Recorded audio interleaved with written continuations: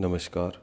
हमारे चैनल निरोगी काया पर आप सभी का हार्दिक स्वागत। आज हम चर्चा करेंगे किडनी स्टोन के बारे में कि किडनी स्टोन क्या होते हैं, ये कैसे बनते हैं और इनके लक्षण क्या होते हैं और किन सावधानियों से इनसे बचा जा सकता है। और अपने अनुभव के आधार पर हम आपको कुछ उपचार बताएंगे जो किडनी स्टोन रिमूव करने में आपको बहुत मददगार साबित होंगे।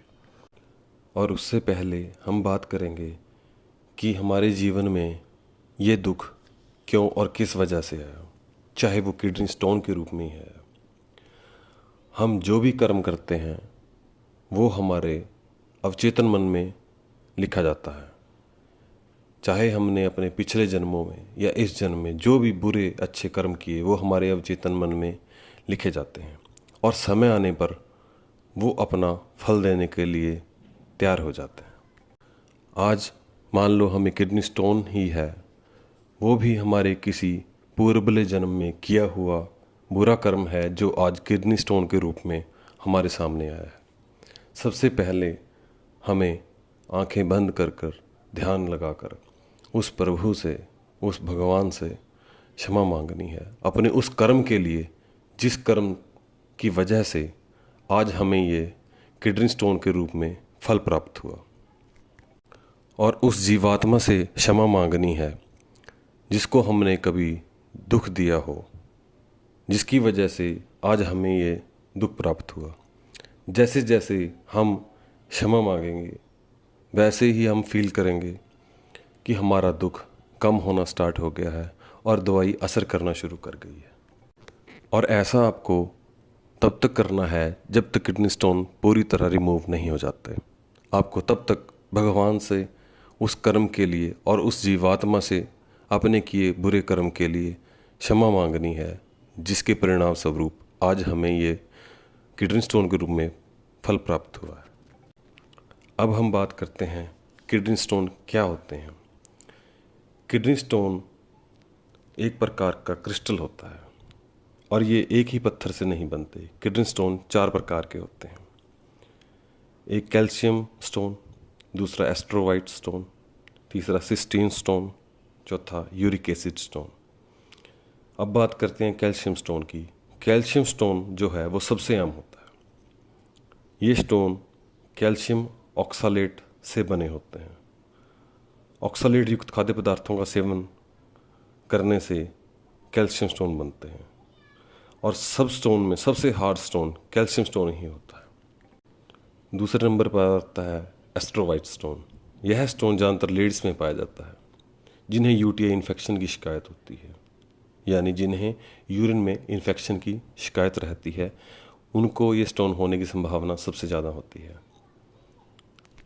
और ये स्टोन इतने बड़े हो सकते हैं कि यूरिन के प्रवाह को रोक सकते हैं। ये किडनी इन्फेक्शन के कारण स्टोन बनते हैं। तीसरे नंबर पर आते हैं सिस्टीन स्टोन। ये स्टोन रेयर पाए जाते हैं। ये लेडीज़ और जेंट्स दोनों में पाया जाता है। यह आनुवंशिक विकार होता है, जेनेटिक्स के कारण होते हैं, जिसे सिस्टोनीरिया कहते हैं।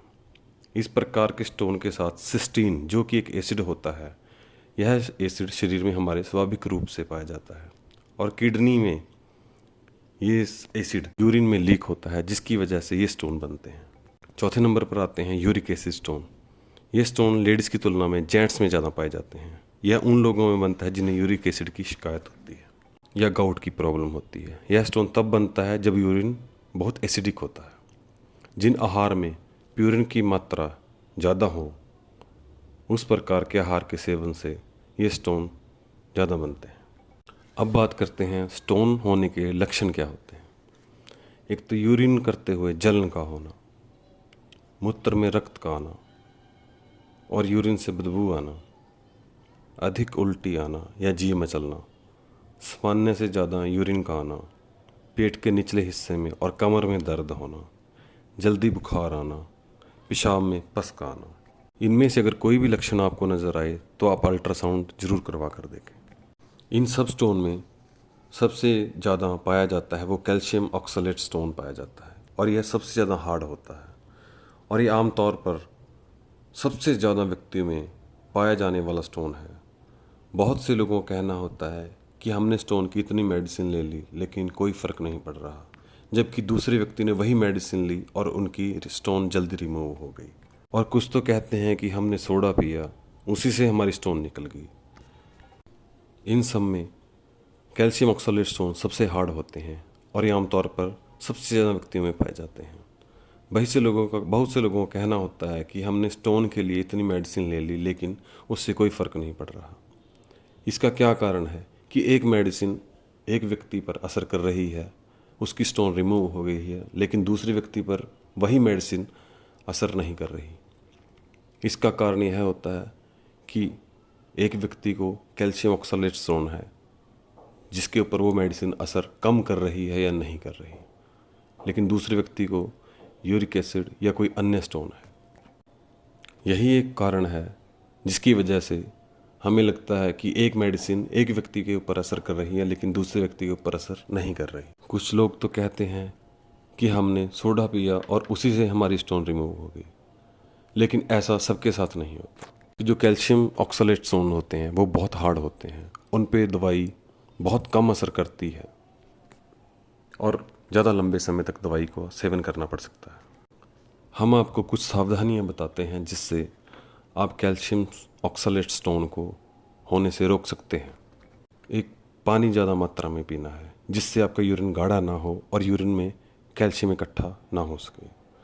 नमक का सेवन कम करें। नमक ज़्यादा लेने से हमारे शरीर में सोडियम का स्तर बढ़ जाता है और कैल्शियम यूरिन में जमा होना शुरू हो जाता है, जिससे कैल्शियम स्टोन होने की संभावना बढ़ जाती है।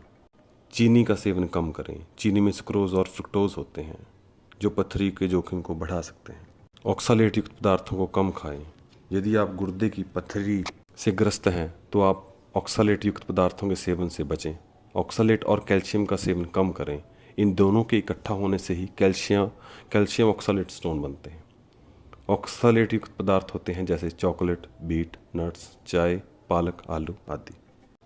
चिकन का उपयोग ना करें। अल्कोहल का उपयोग कम कर दें। धूम्रपान छोड़ दें। जंक फूड का सेवन कम से कम करें। प्रोटीन का बहुत अधिक सेवन ना करें। दिन में 1 से 2 बार नींबू पानी जरूर पिएं।